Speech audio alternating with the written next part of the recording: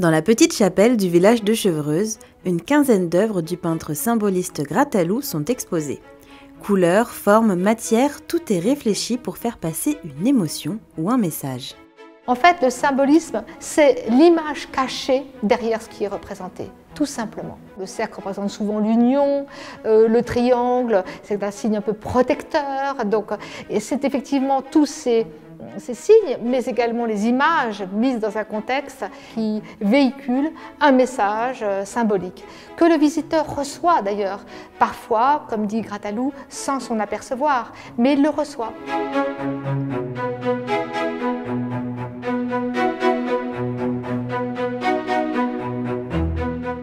Travailleur acharné jusqu'à la veille de sa mort, Rachel Guy Grattalou a peint plus de 5000 tableaux.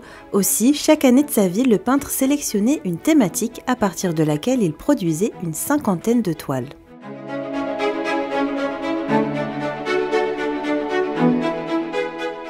Et en cette année olympique, l'exposition Corps vivant a été labellisée Olympiade culturelle par le comité organisateur des Jeux. C'est pourquoi ce sont les corps qui ont été mis en avant cette année.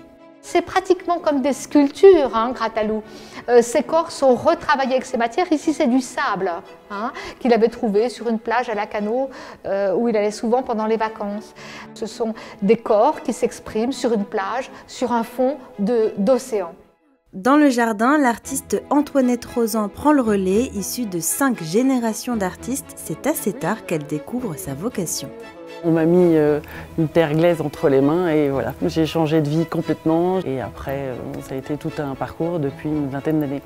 En 2005, elle crée sa première sculpture en plâtre, un personnage devenu emblématique de son travail. Installées les unes à côté des autres, ces sculptures donnent l'illusion d'être toutes différentes.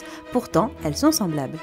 Alors vous avez l'installation qui est de la spirale de vie que j'ai créée pour le musée Grattalou, qui en fait reprend les sculptures de Free qui sont en silicone.